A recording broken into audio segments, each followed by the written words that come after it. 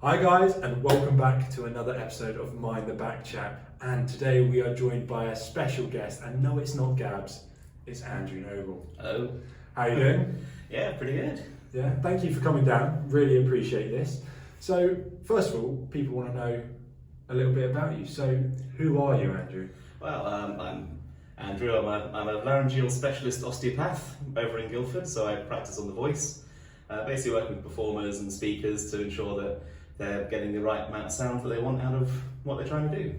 Fantastic. That's pretty cool. I mean, my cousin went to Guildford University doing acting, so there's a lot of drama, a lot of performers that come around there. So it's like, do you see like an average age range of patient then for that kind of thing? Well, because Guildford is just so suffused with performance schools, I mean, you've got the GSA, PPA, there's like a whole bunch of them just all gathered around there. So I do treat quite a few of their students, particularly as we're sort of coming to finals sort of time now. Yeah. And so people are very stressed and there's a lot of things going on just all over the place really. I mean, you know, a lot of dance people as well for more general osteopathy stuff. Okay, yeah. Then a lot of the singing and acting as well, just to help people like projecting and making their way through long shows when they're belting out high notes and all sorts of other things. That's amazing. So are you originally from Guildford, or did you just wind up Sort there? of Surrey area-ish. Okay. It's that sort of thing of being in Surrey that you're pretty much half an hour away from literally everything.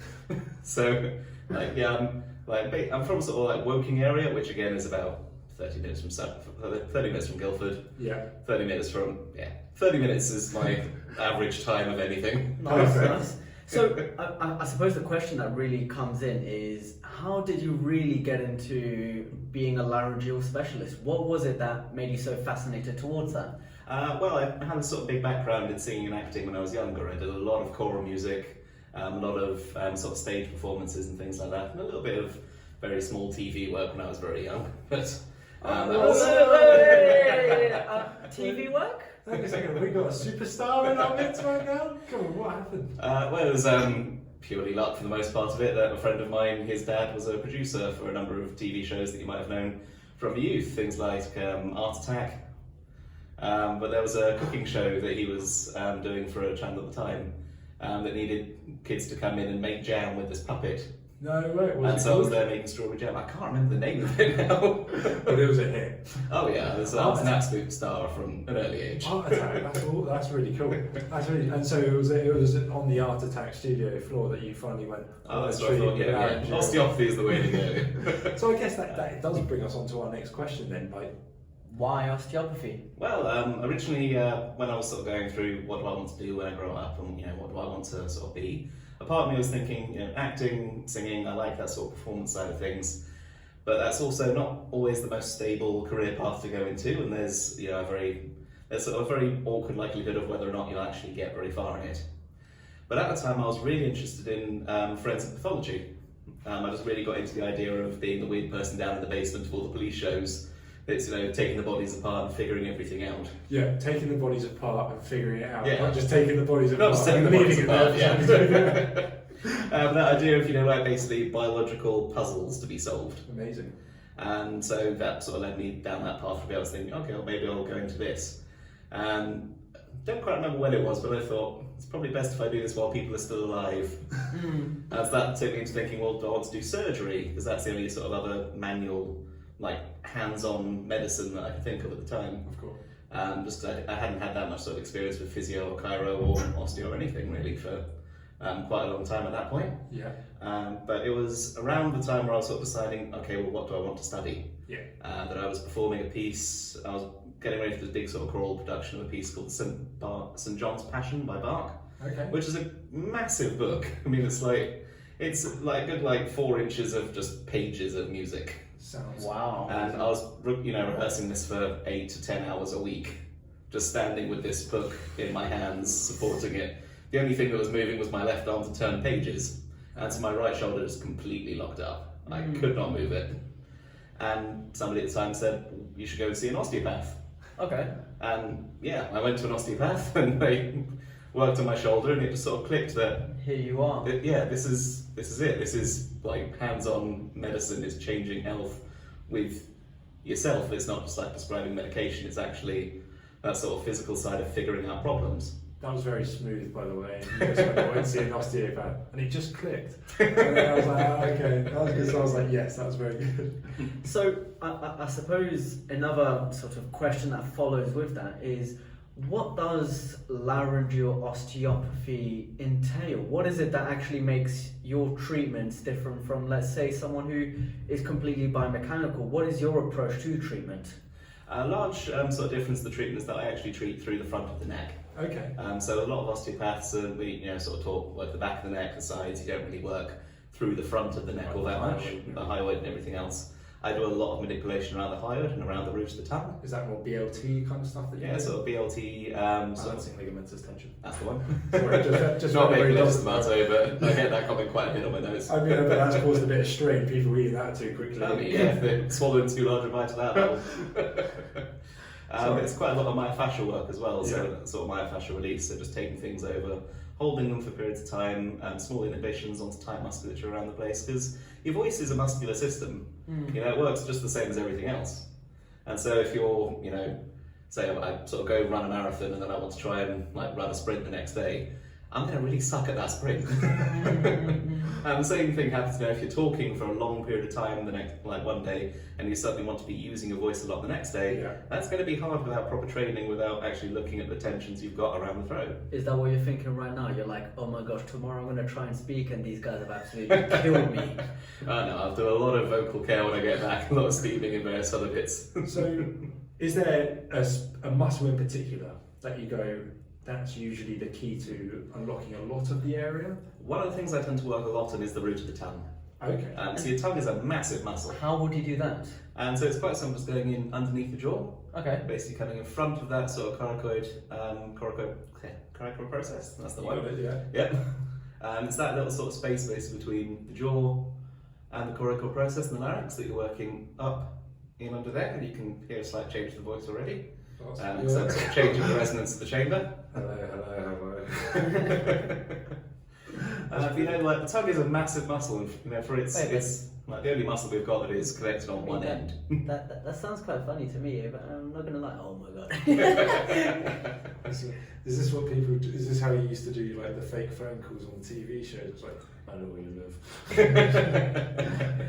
Let's get the electric fan out. Well, actually, it does relate to a sort of small part of that sort of voice acting, voice industry, because the iconic sort of SpongeBob laugh is done by contacting the larynx from the outside. Yes, it is. Wow. So to get that sort of choppy texture to it. I thought the guy was just doing it for fun. No, Just that's actually sort of how he gets that choppy texture to the laugh, because it is just stopping and starting the vibration. I think what's really cool is the same voice actor that does SpongeBob is the same voice actor that does the pirate at the start. Yes. Oh, I didn't know that actually. Yeah. Talk about range. Talk about range. The more you know. But that comes on to examination process then. If you're trying to assess these tight muscles, yes, you can do it through touch, and maybe sometimes you see it if you're feeling certain areas. But do you therefore do any kind of vocal work with them to try and figure out or assess if it's improved or not? So a large part of sort of figuring out what's going on is listening to people speak and listening to them use their voice to try and figure out which bits aren't moving as well as they should. Yeah. And so, if somebody's got a lot of tension above that sort of larynx and hyoid, you're going to get a lot more of a strained tone because things are tightening up. If their larynx is being sort of held more inferiorly, sort of being dragged downwards, you're going to have a more breathy quality because the vocal folds aren't able to close properly. And so a lot of how somebody sounds can tell you a lot about what their larynx and what their voice is doing. And apart from that being quite an acute sign that you would probably pick up and other people might not, especially if it's their first time of meeting them, is there any other kind of common signs or symptoms you might notice in somebody with these kind of tight muscles? So a lot of what you see with it is that people find their voices are fatiguing quicker. So they'll sort of get to the end of the day and they just feel really worn out, their voice will feel really gravelly, they'll just feel sort of horrible by the end of the day. A long day of being an osteopath. Long day of being an osteopath, having long chats with people. And do you feel as though even on a day-to-day basis you're kind of listening to people, you're talking to people, and you're almost analysing exactly what's going on with them? Because I do I'm that sure when you I guys see get people this, walking. Yeah, you see people walking around, you're looking at people and you're thinking, yeah, there's probably something going on there, I can see the habits you've got in life. And you can get that with the voice as well. Because it's, when you're listening to something to listen to it to diagnose it, the best way to get better at that is just to listen to more people. So talking to us right now. What would you say about George? Yeah, I was going to say, so listening to us right now, listening to me, what are you hearing? So what I'm hearing is that you tend to bring your voice quite far back in your throat. Because I'm trying to be cool. Because you try to be cool, it's that sort of deeper intonation. Whereas Gabs tends to bring a little bit further forward. Oh, okay, I see. And do you do a lot of sort of phone calls and conversations recently, or sort of over Yeah. So when we're speaking over sort of Zoom and that sort of thing, people do tend to bring their voice forward. It's the same sort of thing we have with telephones, that we've got that sort of mental thing of they're further away and they need to enunciate better. And so to do that, we bring our voice forward, pretty much sort of behind the teeth. That is sick! That is sick! I'm not going to lie, this is very cool. Whereas now when you're speaking more in person, you know, it tends to be a little bit more deeper and more relaxed, because you're not so worried about projecting something to the other side of a room if the person you're talking to is about 5 feet away from you. Now I'm trying to think, how do I bring my voice forward? Yeah, but also I'm trying to think, okay, how do I kind of like, I need to relax my... Oh, is that it? I need to just relax it here? So, sorry, go on. So the best way to sort of find a natural tone is just to like sigh, and then just let your voice happen. So. Oh, that's cool. Oh, yeah. Okay. I sound like one of those Minecraft. Minecraft is,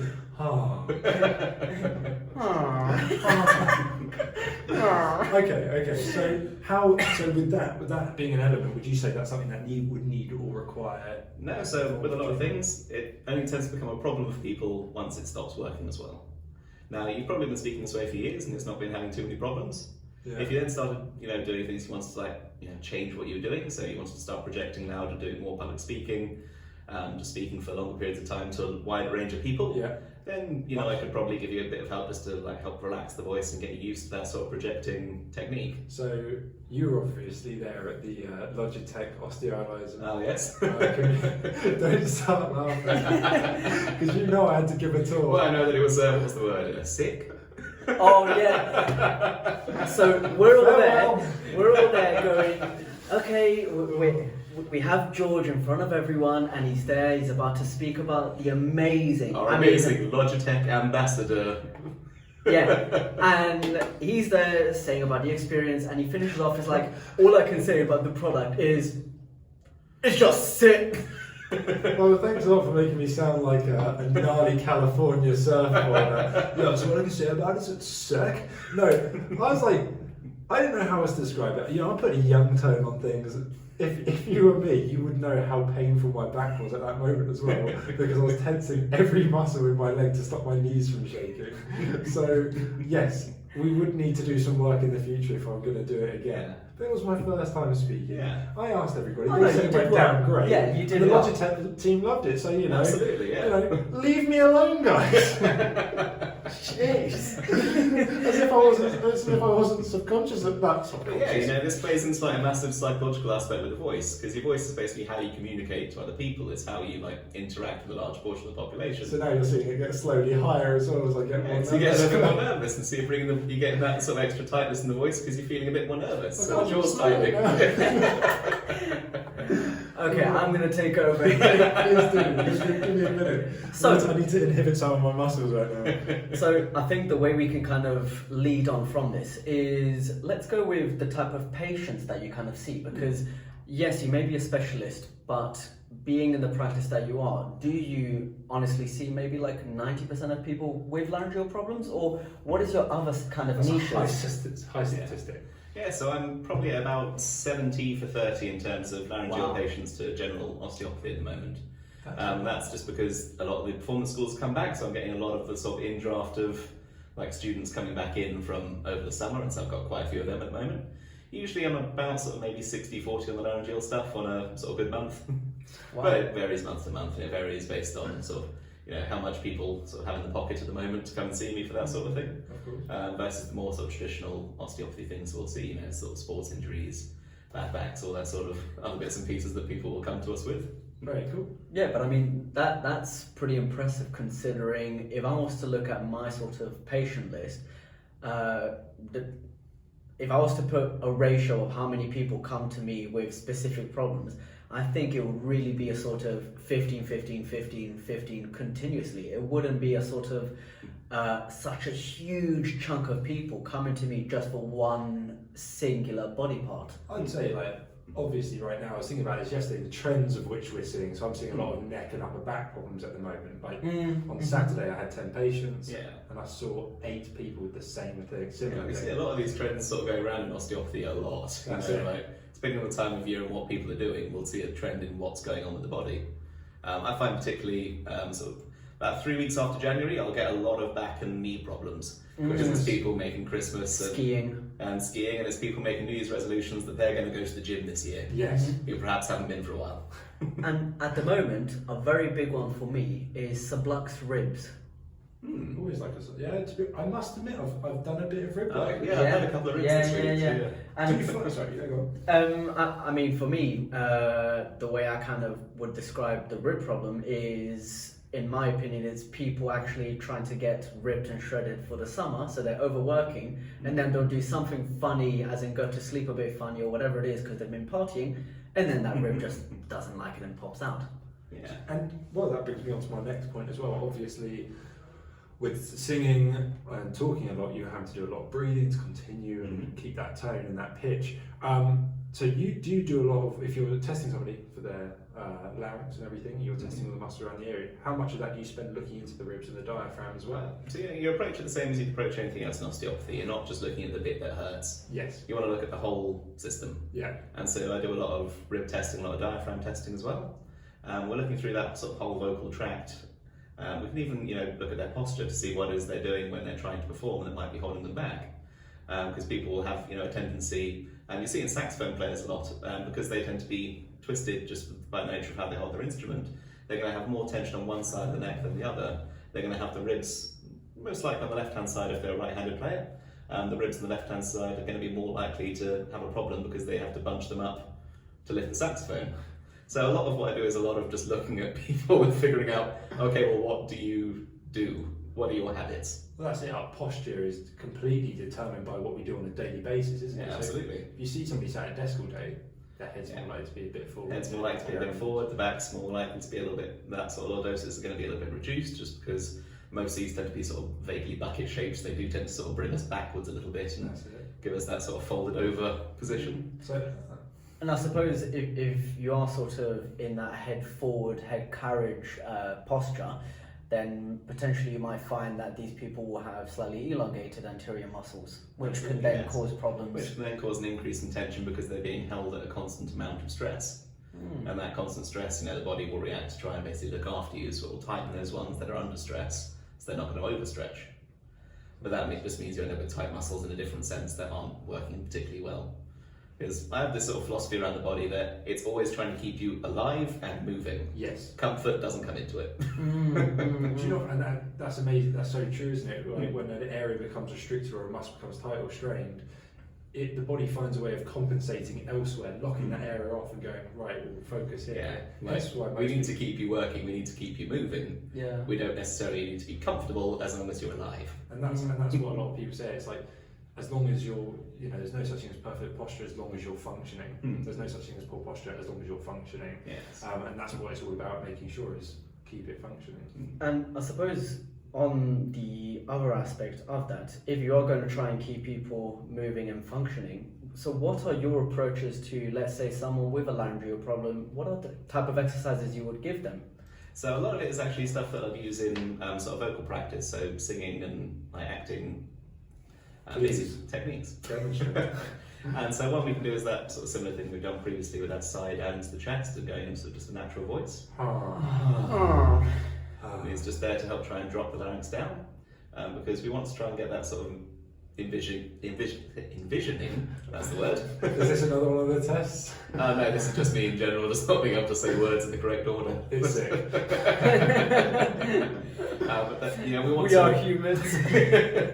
We want to improve that mobility, and so the best way to do that with the voice is to get people moving their voice. Okay. So doing little sirens up and down, so just. Gabs, take it away. Is that more of a hum, or would you want to? Is that what you're? Yeah, so a hum is still a vibration. The only difference is whether or not you have your mouth open or closed. the only way that we can hum is, we have to have the air coming out of somewhere, and so when you hum, the only difference between that and going and with an open mouth is that you just closed your mouth and the sound's coming out your nose instead. I hope somebody's listening to this and has fallen asleep, not because they're bored, but just because they're listening to us to help them fall asleep, and then they wake up to just started. It's a totally normal conversation. Yeah, it's like, oh my gosh, what happened? It's like they just see a paralysis demon in the corner of the room. Insidious just got terrible. Oh god, is that the Minecraft villager?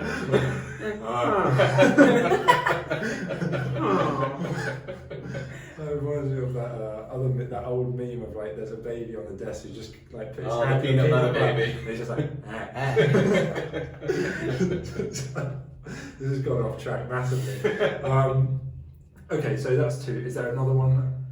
We'll look at diaphragm breathing as well. Okay. So the main way that you can actually create voice is that you need to have air to use. Yes. And so if you're not breathing, properly, in inverted commas, if you're not breathing in the sort of way that gives you enough air to work with, you're not going to improve. So will you go for something a bit like cube breathing to kind of work on that? Yes, we'll start with cube breathing and focus on that sort of moving the breath down to the diaphragm, which, the diaphragm's the bit that does the breathing anyway, but it's just an easy way to visualize where that sound's going.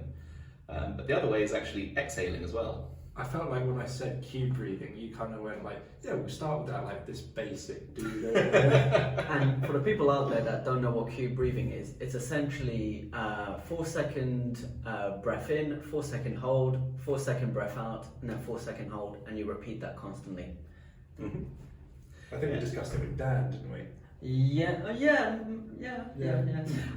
And I wanted to kind of add a little bit of a sprinkle of Gaps. I don't know, curiosity. Is there in any sort of way that your exercises, especially to do with the diaphragm, have any sort of impact on the central tendon? That is a good question, but I'm not. I imagine it would, because it's all connected, isn't it? Yes. If we go to that classic, If we go to the classic fascia, osteopathy principle, everything's connected by fascia. It would have an impact. Yes, I mean, if you're holding a lot of tension around the diaphragm and it's not moving to its full extent, that's going to be having an impact on the fascia overall, and that's going to mean that tendon isn't getting the same amount of stretch that it's used to having. And if the diaphragm site's going to play with the abdominal cavity and also the pelvic cavity and all the cavities in the body, so it's going to apply extra stress. This diaphragm is a massive pump that we have in our body that drastically changes what the inside of our body is doing. Yes. Like, it is a hugely important thing, but it tends to be tight in quite a lot of people anyway, just because it takes quite a bit of energy to use that whole muscle. When it's much easier, particularly when we're sitting down, to just use the accessory muscles of breathing, so above the neck, through the front of the ribs, through everything, to just sort of a little bit of breathing, that'll do. And because it's such an internal muscle and one that we use so subconsciously, you don't even think about it on a day-to-day basis. Like if you go to the gym and you do a bicep and you pull your muscle, you're like, oh, I can see it, I can feel it. Whereas the diaphragm, you don't understand these things, and so when I do it with patients, and it kind of goes in their head like, oh my gosh, it's so important, how have I never thought about it? Because again, it affects our digestion, it affects our breathing. It's actually a massive pump for our circulation as well. Massively. Because blood that goes down to your legs hasn't got a whole lot to push it back up again, and as we get older, those veins lose their elasticity, the valves, and then get a little bit less able to sort of move properly. Yeah. And so blood becomes really easy. It becomes really easy for blood to just pool in the legs. But the diaphragm is actually a huge help in that, basically pumping the blood and the lymph back up from the base to the legs. No. Could you imagine when you think about it, the heart's that small, and if you compare it to the diaphragm, it's like a massive cape, isn't it? It's just constant suction pulling in and out. Yeah, but also on top of that, I wonder whether... The lungs. Yeah, indeed. But I wonder whether in the future we would sort of find that actually if we were to try and emphasize any sort of exercise management plan where we are giving some sort of contribution to the central tendon, whether that could have an effect on the parasympathetic tone, sympathetic tone and autonomic system in regards to managing stress and office lifestyle and burnout. Yeah. Yes. Was that a question? It started out as a question and it ended as a statement. No, more like I'm just thinking about the grand scheme of things of how these breathing techniques and singing techniques and the connection between laryngeal osteopathy onto its effect on stress and anxiety. Massively, yeah. And so just this is what I was seeing its originally looking application. to sort of do for meditation. I didn't in the end just because of various sort of mix-ups with room booking and that sort of thing that I wasn't the best at dealing with at the time. But if you need to know anything about biceps Systematic tendinosis, I can do that. Systematic reviews. But yes, if you're able to like breathe deeper, take in more oxygen, that's going to create more oxygen in the lungs that will then enter the bloodstream. Yes. When we see people having like panic attacks or having problems with anxiety or even palpitations, kicking in that parasympathetic system, we just tend to get people to take a deep breath, do your square breathing. Do not breathe into a paper bag. Yeah, that's just inhaling more carbon dioxide. It's not going to be helping It's you. only going to make it worse. Yeah, it's just like, do you want to suffocate yourself? Yeah. It's like, nice. Okay, so where did you study it, I guess? Because we didn't even ask you that, because obviously I'm a European School of Osteopathy student. I'm a University College of Osteopathy, formerly known as BSO. Are you an LSO? No, I was at Swansea University. Were you? Way! Okay. It was, look, in Also known sports as day. the Party University for the sports days. It was on sports day. It was Swansea and UCO against ESO. Everybody didn't like the ESO just because we were so far superior on the. They just didn't know how to party. They just did not know how to party. They were so Excuse serious. me. I'm not having that. Okay? I'm not having that. I was the fun one. Okay? You're the only. Hey, I was sick. I was sick, guys. You're probably the only fun one. Thanks, All guys. taking it so seriously. Yeah, because it's all we had. It's literally, it was my favourite part of the year every year, so I was going to take it. It's always amazing. Yeah, I absolutely loved whenever you got to come down and I mean, we were there. We were on a 3-hour, 4-hour coach journey. Yeah. If we weren't pissed by the end of that, I was going to say, that's the whole point. You've just taken a massive trip over. You want to have a mad time. Oh, yeah. So, by all means, that's why we. And we will go hard into anything that we had a chance to go hard into. We absolutely loved it when Swansea came down. It was so good. And BSO, we just had at the time BSO, UCO. We just had a massive. There was just always a very much a high competitive drive against them. And then we used to just bully LSO. I'm so sorry for LSO, but we used to bully because only you guys 3 so people bad. ever turn up. Yeah, it'd be 3 or 4 people. But the issue was when you start chanting ESO, ESO, ESO, it starts to sound like BSO, BSO. And we're like, no. So when people are drunk and they're hearing that, we're like, they switch sides. Now, when you arrived, obviously we were having just some small chit chat. Obviously, you're more than just an osteopath. You're more than just a laryngeal specialist. Complete people. Yeah, exactly. We are complete people, and I always like to ask certain questions that you might not normally get given on any given day. So, if you were about to die, what would be the last meal that you would have? So I've had a fair bit of thought about this one. I was going to say you've had about 30 minutes now. Oh yes.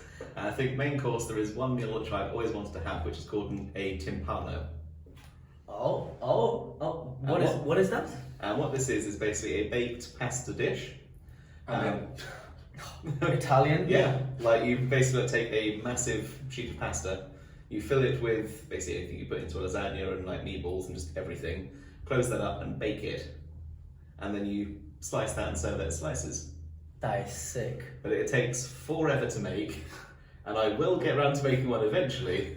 So when you ask me, I want a fresh one, so Yeah. I just guys, got so much time. To be honest, if I'm gonna die, salt the calories. Just give me a massive thing of pasta. And then what would you finish that with? Dessert? So there was one place where I went to get dessert, which was a 5-star hotel in Canada. Sounded very fancy. I only went in there for dinner on the way back from an airport. Nice. But they did a creme brulee in there, and creme brulee is my favourite dessert ever. When it's done well. When it's done well, there is nothing better than a creme brulee. Yeah. So what's your main? What's your dessert? So my main, you'd be very unsatisfied to hear that it is a perfectly done spaghetti carbonara. To be honest, I love carbonara. Now, is this actual carbonara or is this the weird English version? Nah. The real stuff, the one where you get the egg yolk and you just mix that in with the parmesan. I can hear your Italian coming through there. The way you said the word, yeah. And then I finish that off with a dessert. So I love my desserts, and I think you cannot beat. I'm gonna go a bit freestyle here, but a melt in the middle chocolate pudding with vanilla ice cream on top and a drizzle of Baileys. might have to do that tonight, to be Yeah. honest. Yeah, I'd say my dessert would be creme brulee as well. But I just personally, you can't beat a good burger, like a proper juicy Have you had burger. Have you had a burger with blue cheese? Who puts blue cheese in a burger? Feels like I can't stand cheese in basically Oh, any fair form. enough. So. That would make me gag, which would mess up my Yeah. larynx and mess up everything. And I'd go from speaking like this. To, Speaking like this. No, but okay, I love blue cheese, so You're I'm on your own. out of the question. I'm, Yeah. do you know what? I'm okay with that. How does that make you feel? Put my mouse down. But it is an absolutely amazing. Okay, no, I'm not doing this right now. Look, we went to the Logitech event, and I kid you not, It was sick. I was a newbie in that, so I didn't really know anything about Logitech. And to be honest with you, this has been an absolute game changer. Oh yeah. They gave me one, and the thing is, it took no time at all for me to get used to it. I got used to it so quickly. I Oh. got back, just switched out my mouse and was like, oh, this makes sense. Yeah, You guys are making my life as an ambassador so much easier, because I'm glad I was able to bring this product to you guys, because yeah, bloody love it. when I switched, I kid you not, I started showing this to clients and saying, look, have a little feel of it. Don't take my word for it. Have a little feel. Move it about. And I kid you not, every single one said, it feels natural. It does feel so Like, natural. If you think about it, like computer mice have stayed the same since like the 70s or like the Yeah. 80s when computer mice sort of first came in as being a way to interact with a computer. And since then it hasn't really changed all that much outside of very specific like materials. Look But how like stylish it is as well. yeah, I mean like Logitech making like a mouse that is like suits people and is also stylish and affordable actually looks like a decent way to like actually use a mouse. I must admit, I was very lucky to be brought on to the ambassador role for Logitech, and seeing how they designed it and made it. Honestly, the thought process, you go in there and think like, oh, maybe this would be good, but then they go the step higher with what materials to use and everything like that, and it really does blow you away. There's so much research into them. So so what I've also discovered is we're all mouse enthusiasts now. Oh yeah. Logitech, yeah, the Lift mouse, check it out. They do left-handed ones as well, which if you look on Instagram, Dapper Cairo recently got given a left one. So you know, I had a patient actually ask me like, "Oh, I'm left-handed," and I was like, "We got you." No, I think that's a good place to call it there for today. Yeah. It's been an absolute pleasure having you on. Amazing pleasure. We've had you plan to come in for ages. It was just trying to put the logistics Scheduling, together. yeah. Oh, honestly, with train strikes and everything as well. But honestly, thank you so much for coming in today. It's good to be here. It's been an absolute. You've blown my mind, and also, yeah, my jaw dropped. But that was also because of some inhibitory techniques. Woo! And on that note, Yeah. everyone have a great day. Best day. And best day. Ciao for now. Ciao for now. Ciao for now. Yeah.